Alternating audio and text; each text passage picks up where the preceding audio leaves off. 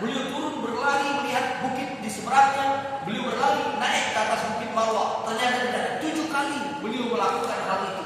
Manakala 7 kali beliau mendengar suara. 7 kali beliau mendengar suara. Sudah menangis, beliau tidak menemukan apa-apa. Beliau mendengar suara. Pertanyaannya, jamaah sekalian, ini pesan moral yang tinggi dan ajaran Islam yang tinggi yang kita dapatkan sebagai pelajaran dari kisah ini.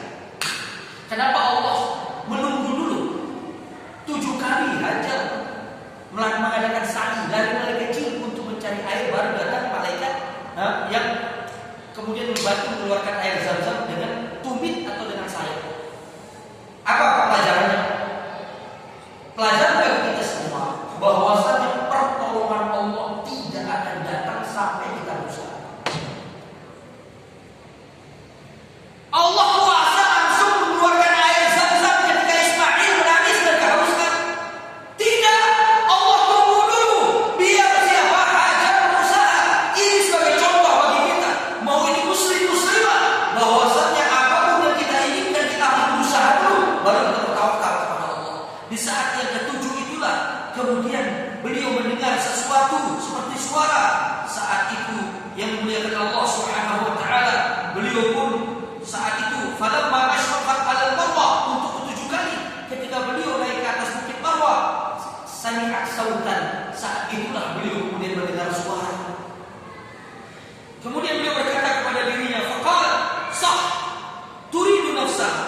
Maka beliau berkata kepada dirinya, coba diam dulu. Diam. Tadi ada suara sepertinya.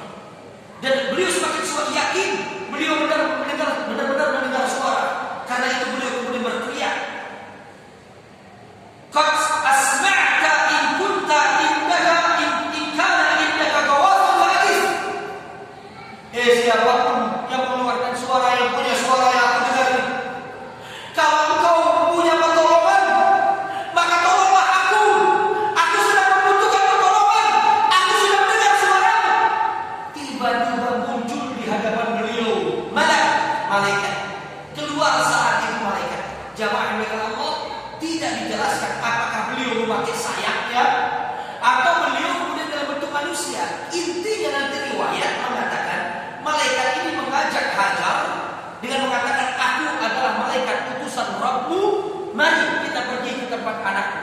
Dan ketika sampai di tempat Nabi Ismail, riwayat yang salah yang selama ini kita dengar adalah Zam-Zam itu keluar dari gerakan tumit Nabi Ismail. Ini salah. Yang benar adalah malaikat yang mematuk dengan sayapnya atau dengan tumitnya di antara dekat kaki Nabi Ismail. Maka saat itulah keluar air.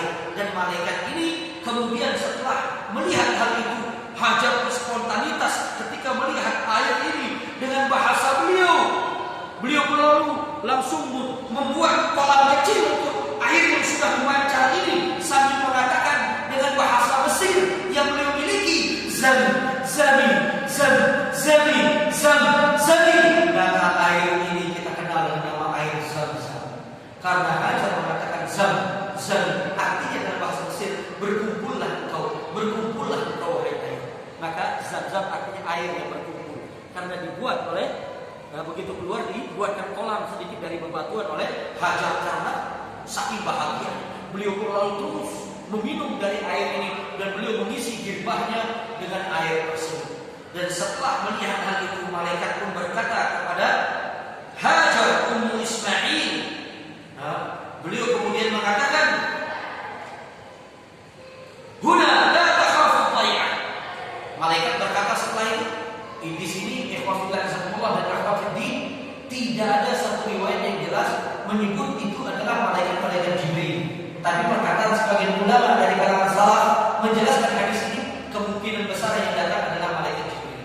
Jadi dalam hadis ini datanglah satu malaikat. Nah di sini para ulama banyak mengatakan dia adalah pimpinan para malaikat yaitu Jibril. Saat itulah malaikat setelah melihat Hajar sudah minum, sudah kenyang, mengisi air. Saat itu jamaah yang dimuliakan Allah Subhanahu wa taala, lalu kemudian beliau berkata kepada malaikat, berkata kepada Hajar, la takhafu dhai'ah fa innaha huna baitullah yabni hadha al-ghulam wa besok di tempat inilah, di sekitar tempat inilah akan dibangun rumah Allah oleh anak ini beserta ayah. Jadi besok rumah Allah, Bait Allah, belum Ka'bah. Anda tekankan lagi, malaikat mengatakan besok anak ini akan membangun Ka'bah. Bukan begini. Beliau mengatakan besok anak inilah yang akan membangun Bait Allah, rumah Allah bersama ayahnya di tempat sekitar ini. Dan ingatlah, Allah tidak akan menyia-nyiakan hamba-hambanya. Maka ditinggalkan oleh malaikat Hajar dan beliau kemudian bahagia karena menemukan air. Maka kemudian menjadi makanan dan minuman beliau hanya Zam-Zam. Maka benar kata hadis Nabi, Zam-Zam syifa'u ta'amul ilmi wa syifa'u suqmin. Zam-Zam itu adalah obat bagi segala penyakit dan makanan bagi orang yang mencari makanan. Subhanallah, ya Allah, diceritakan oleh sebagian sahabat, di antaranya Abu Dzar, ketika beliau datang pergi haji dan sebelum beriman, beliau tinggal beberapa hari di Mekah. Setelah bertemu Nabi bertanya, lalu ketika perbekalan habis, wahai Abu Dzar, apa yang kau makan di Mekah ini? Beliau mengatakan, aku hanya meminum dari air Zam-Zam. Ibnu Qayyim al-Jauziyah ketika suatu saat pergi melaksanakan umrah, beliau tidak memiliki makanannya hanya air Zam-Zam. Kenapa? Karena air Zam-Zam, kata Nabi, ta'amul ilmi, makanan bagi orang yang mencari makanan, bukan hanya minuman. Dia bisa menjadi makanan, bisa memberikan nutrisi bagi tubuh manusia. Ini salah satu kehebatan Zam-Zam, dan dia bisa menjadi obat bagi orang yang mencari obat. Maka karena itu ya Alhamdulillah, makanan dan minuman Hajar untuk beberapa saat adalah air Zam-Zam. Beliau hanya minum dari air Zam-Zam, kebutuhannya semuanya tercukupi. Masuk kepada bagian dari cerita, bagian terakhir dari kisah berdirinya Makkah ini. Bagaimana awal berdirinya? Inilah kisah. Setelah berapa lama, setelah keluarnya air Zam-Zam dan Hajar hanya minum dan makan dari air Zam-Zam, dalam suatu hari diceritakan beberapa mil dari tempat tersebut lewatlah dari arah selatan, dari arah Yaman, satu kabilah besar namanya kabilah Jurhum. Catat baik-baik. Dari arah Yaman, yaitu selatan Jazirah Arab, keluarlah satu suku dengan seluruh anggota keluarganya. Ingat, satu suku zaman itu bisa 100 kepala keluarga, artinya bisa 300-500 orang. Mungkin bisa 300 kepala keluarga. Intinya satu suku namanya Jurhum ini dengan begitu banyak keluarga, mereka datang berjalan ke arah utara. Ketika mereka melewati daerah dekat tempat ini, mereka kaget. Mereka sering melewati tempat ini tapi tidak pernah melihat burung itu berputar di atas bukit antara Safa dan Marwah tersebut. Maka mereka kaget. Karena itu dalam hadis diceritakan, "Fakana kadzalika hatta marat bihim rufqatun min Jurhum." Dan terus keadaan Hajar seperti itu, beliau makan dan minum dan hidup berdua dengan putranya, minum dari makan dan minum dari air Zam-Zam. Keadaan terus begitu sampai kemudian berlalulah dan lewatlah sekelompok dari suku Jurhum di dekat tempat tersebut. Wa hum muqbilin min tariqi Kada. Mereka berjalan dari arah bukit Kada yang ada di dekat kota Makkah. Fanazalu fi asfali Makkah. Mereka kemudian beristirahat sejenak di daerah lembah bawah Makkah, artinya dekat beberapa mil dari kota Makkah. Saat itulah fara'u ta'iran a'ifan faqal.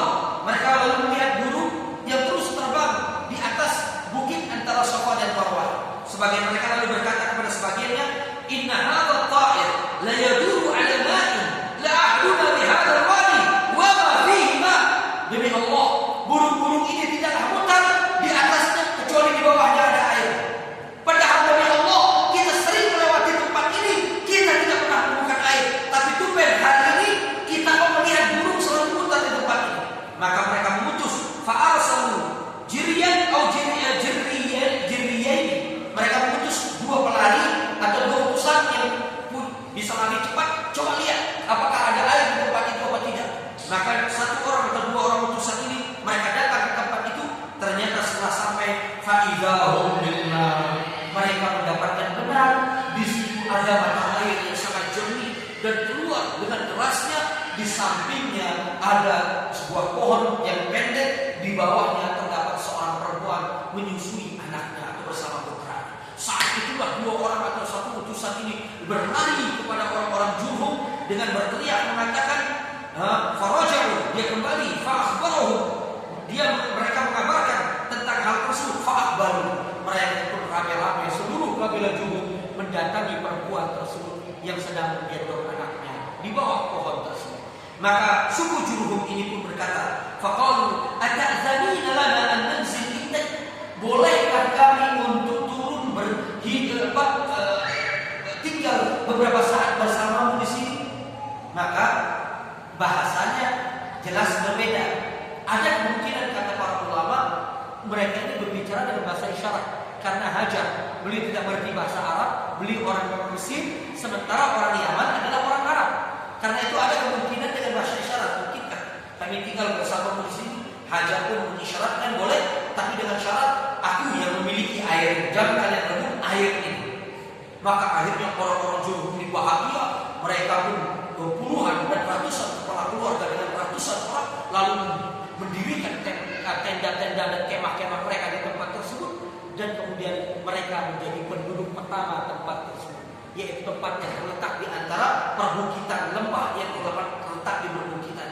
Lama kelamaan jamaah dengan Allah, semakin banyak rumah, semakin banyak orang yang datang, menjadi tempat ini kemudian menjadi sebuah desa dan pemukiman yang padat. Dan akhirnya orang-orang Jurhum inilah yang menamakan tempat ini dengan nama Makkah atau Bakkah. Kenapa tempat ini dinamakan Makkah atau Bakkah? Para ulama ahli bahasa mengatakan Bakkah atau Makkah artinya adalah maqam bainal jabalain yastahimu fihi nas. Kenapa dinamakan Makkah oleh orang-orang Jurhum tempat ini? Karena tempat ini disebut Makkah karena dia asalnya tempat yang tandus yang kemudian ramai oleh manusia. Tempat yang tandus yang ada di sekitar pegunungan dan ramai oleh manusia, tempat itu orang Arab menyebutnya Bakkah atau Makkah. Mulai dari saat itulah tempat ini kemudian dikenal dengan Makkah dan menjadi sebuah kota, menjadi sebuah tempat tinggal dengan penduduk pertamanya Hajar, Ismail dan kabilah Jurhum.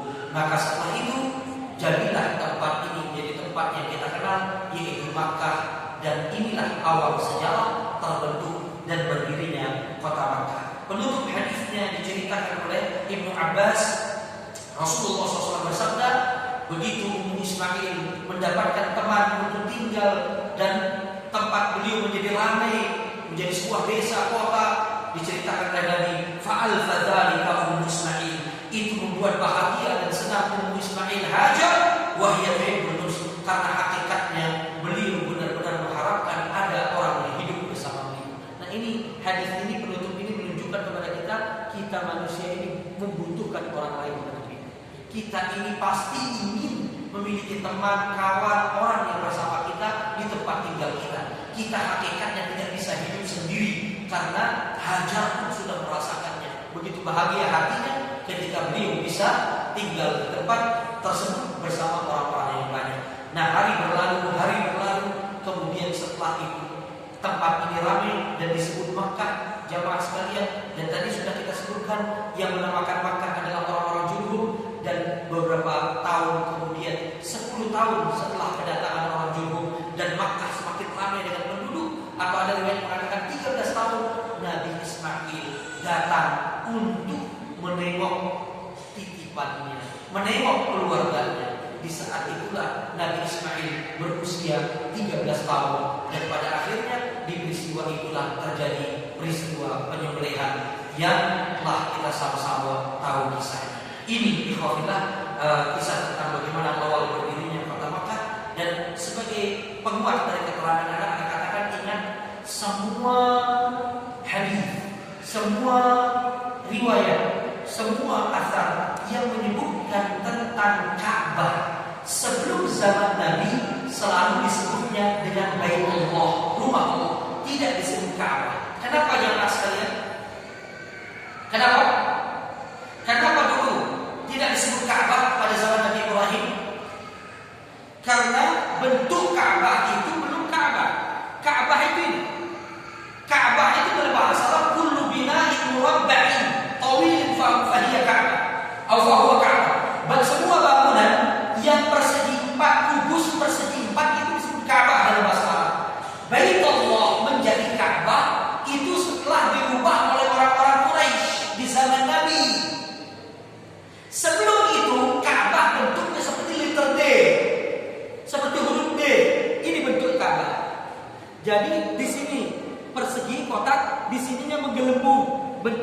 gede seperti itu.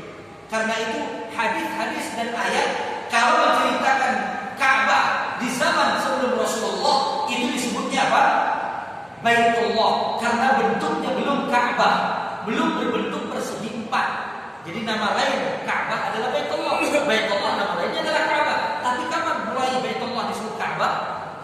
Di zaman Rasulullah Sallallahu Alaihi Wasallam. Sebelumnya disebut dengan Baitullah karena bentuknya waktu itu belum Ka'bah, yaitu berbentuk persegi empat. Nah ini yang perlu Anda sampaikan kepada jamaah sekalian. Dan pada akhirnya itulah kisah yang bisa kita sampaikan mengenai kisah berdirinya kota Makkah. Nah masih ada waktu. Kalau ada pertanyaan silakan dari ikhwan dan akhwat, bapak-bapak, ibu-ibu sekalian yang ingin mengetahui lebih dalam lagi apa yang telah kita sampaikan, dan mudah-mudahan apa yang kita sampaikan ini bisa dipahami oleh kita semua. Tafadhol. Sebelum kita tutup mungkin ada pertanyaan, silakan. Boleh, Pak Imran. Tafadhol. Tanya itu berkaitan dengan Nabi Ibrahim ketika perjalanan yang kedua ya.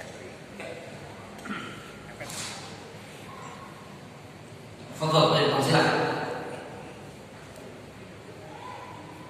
Itu kan di dalam ayat Al-Quran itu sering diartikan Nabi Ibrahim bertanya Tuhan. Iya. Ketika menginap di langit, kemudian yang besar ini bukan, kemudian ketika melihat matahari ini yang besar. Iya. Tapi kemudian ketika matahari itu tenggelam, sesungguhnya Tuhan itu tidak pernah akan tenggelam. Baik. Padahal itu kan kami yang sudah Islam berarti. Benar. Nah, penjelasannya seperti apa? Oh, Masya Allah, ini pertanyaan yang memang sudah ada antisipasi. Anda sudah menduga, bukan pasti ya, tapi sudah menduga. Insya Allah akan ada yang bertanya tentang masalah ini. Ini pertanyaan yang bagus dan wajib untuk kita jelaskan. Tadi memang tidak Anda jelaskan untuk menghemat waktu, karena kalau Anda jelaskan akan panjang. Tetapi hal ini perlu untuk kita jelaskan, dan jazakumullahu khairan kepada Pak Imran yang sudah menjelaskan bertanya tentang masalah ini. Bapak-bapak, ibu-ibu, dari kecil kita belajar tentang sejarah para nabi dan rasul, terutama ketika bercerita tentang Nabi Ibrahim, maka akan diceritakan kepada kita Nabi Ibrahim sempat mencari Tuhan. Nah, mencari Tuhannya itu bukan di Babilonia, tapi kalau kita lihat dari urutan ceritanya tadi, Babilonia penyembah berhala, penyembah benda-benda bumi. Sementara tadi sudah kita jelaskan, para ulama mengatakan penduduk Haram, tempat kedua yang disinggahi oleh Nabi dalam perjalanan kehidupannya, itu penyembah benda-benda langit, yaitu bintang, bulan, matahari.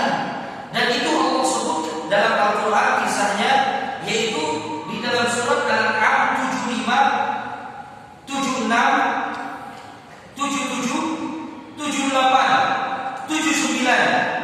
Kisah yang ditanyakan oleh Pak Imran disebut oleh Allah kisahnya dalam surat Al-An'am ayat 76, 75, 76, 77, 78, 79, dalam 5 ayat. Tetapi Anda mulai baca ya, ikhwaflah. Kita mulai baca satu persatu, nanti kita baru jelaskan. Allah berfirman di dalam surat Al-An'am ayat 75. Dan ini ayat-ayat ini dianggap bahwa Nabi Ibrahim mencari Tuhan. Maka kita harus luruskan ini. Nabi Ibrahim tidak pernah mencari Tuhan. Semenjak masa mudanya di Babilonia, itu beliau sudah diberikan petunjuk oleh Allah. Bagaimana mungkin di Babilonia beliau menghancurkan patung dan berhala? Bagaimana mungkin di sana dibakar oleh kaumnya karena menentang peribadahan kaumnya? Begitu sampai di Allah, beliau sudah mencari Tuhan. Ini bantahan pertama. Karena semenjak kecil Nabi Ibrahim diberikan petunjuk oleh Allah. Tapi mari kita baca ayatnya satu-satu. Surat Al-An'am ayat 75 berbunyi, wa kadza nuri Ibrahim malakut as-samawati wal ard wa liyakuna minal muqinin. Pak Imran, catatan pentingnya di dalam surat Al-An'am 75 ini akan dipegang sebagai bantahan kepada orang yang mengatakan Nabi Ibrahim itu mencari Tuhan. Bantahannya ada di ayat Al-An'am 75. Allah mengatakan, dan begitulah dan demikianlah kami perlihatkan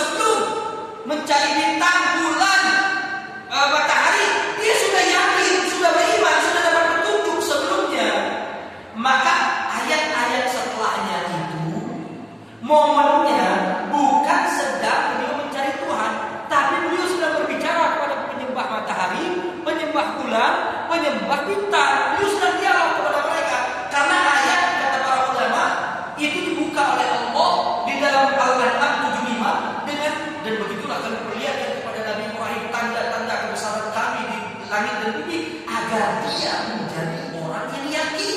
Kata para ulama, menjadi orang yang beriman kepada Allah. Mungkinkah orang yang beriman kemudian selain mencari Tuhan? Karena itu para ulama tafsir menjelaskan di sini seperti Ibnu Katsir rahimahullah mengatakan, wa kana Ibrahim munadhiran liqaumihi.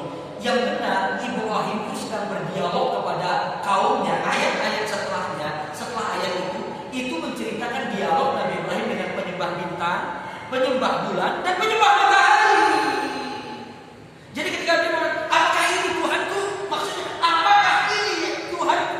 Tuhanku, kata kalian, ada kata kalian ini yang tidak diceritakan oleh Allah, tapi dipahami dari ayat sebelumnya. Karena itu Imam Bukhari mengatakan semua dialog tersebut itu bukan Ibrahim dialog sendiri, tapi dialog di antara orang-orang yang ada di sekitar kaumnya, para penyembah bintang, para penyembah bulan, dan para penyembah matahari. Kita lihat ayat ke-76-nya. Falamma janna alaihi lail. Ini dialog beliau dengan penyembah bintang dulu. Ayat 76 dialog beliau dengan penyembah bintang, kata para ulama.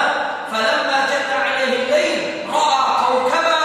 Ketika malam hari tiba dan Ibrahim melihat bintang, di saat kaumnya keluar, sebagian penyembah bintang keluar menyembah bintang, mereka sedang mengangkat tangan atau mereka sedang menyembah bintang dan memenuhi bintang. Saat itulah Nabi Ibrahim berkata kepada dirinya untuk didengar oleh kaum seperti sindiran sekaligus untuk menyindir kaumnya. Hadza Rabbi. Oh iya, kayaknya bintang ini Tuhanku. Ini Tuhanku kayaknya. Ini Tuhan benar. Begitu tenggelam, begitu terbenam, beliau menyindir. La uhibbul afilin. Aku gak suka yang tenggelam. Ini untuk menyindir kaumnya. Maksudnya, apakah kalian akan menyembah benda yang tenggelam? Ayat 77, dialog dan sindiran beliau kepada penyembah bulan. Tadi penyembah bintang, sekarang penyembah bulan. Di ayat 76-nya, ayat 77-nya. Falamma ra'al qamara bazighan, maka ketika Ibrahim melihat bulan itu begitu terang benderang keluar dengan sinarnya, qala hadza rabbi. Ini Tuhanku, menyindir para penyembah bulan yang mengagungkan bulan, penyembah bulan. Maka falamma afala, ketika bulan itu juga terbenam, beliau mengatakan, la illam yahdini rabbi la akunanna minal qaumil dhalin. Mungkinkah ini orang menyembah bulan kemudian mengatakan seperti ini? Dia sedang menyindir para penyembah bulan. Begitu tenggelam, beliau mengatakan, ya Allah, kalau Allah Tuhanku tidak memberikan petunjuk, aku termasuk dari orang-orang yang sesat. Loh, kalau orang sedang cari Tuhan, ngapain dia komentar seperti itu? Maka ini jelas Ibrahim fi maqam munadhiran liqaumi. Dalam posisi beliau sedang berdialog, mengajak debat, menyindir kaumnya dengan sindirannya. Kemudian yang ketiga, ayat di 78-nya itu sindiran beliau kepada penyembah matahari atau Shinto kalau sekarang ini, di mana beliau mengatakan falamma ra'a asy-syamsa bazighatan, ketika beliau melihat matahari begitu terang benderang terbit dengan sinarnya, qala hadza rabbi hadza akbar. Di saat melihat manusia pada sujud kepada matahari, maka dia di tengah-tengah mereka berteriak, ini sepertinya Tuhanku, benar, ini kayaknya lebih besar. Begitu terbenam, Nabi Ibrahim kemudian mengatakan falamma afala, ketika matahari itu terbenam, beliau mengatakan, ya kaum. Ini jelas bukti kepada kita. Begitu terbenam matahari, beliau di tengah kaumnya mengatakan, wahai kaum, inni bari'un mimma tusyrikun. Aku berlepas diri dari sebuah kesyirikan yang kalian lakukan kepada Allah. Jadi bukan semua yang diceritakan kepada kita di buku-buku itu keliru. Zalim kita kepada Nabi Ibrahim. Padahal beliau imamul muwahhidin. Kata para ulama salafus saleh ahli tafsir, lam yakun Ibrahim minal musyrikin. Allah yang menyebut Ibrahim tidak pernah menjadi orang-orang musyrik. Lihat surat An-Nahl ayat 20 kalau tidak salah atau 22. Allah berfirman, inna Ibrahim kana ummatan qanitan lillah hanifan wa lam yakun minal musyrikin. Allah yang menyebut sesungguhnya Ibrahim adalah seorang umat, manusia pemimpin yang dijadikan teladan bagi manusia, qanitan, yang selalu tunduk patuh dan taat kepada perintah Allah, hanifan, orang yang lurus dalam beragama, wa lam yakun minal musyrikin, wa lam yakun, kata Allah, wa lam yakun, dan tidak pernah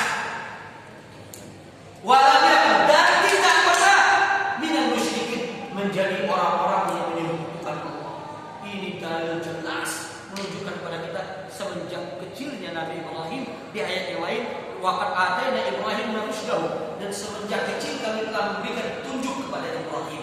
Maka ayat-ayat ini Pak Imran bantahan terhadap orang yang mengatakan Nabi Ibrahim sempat mencari Tuhan. Wallahu a'lam.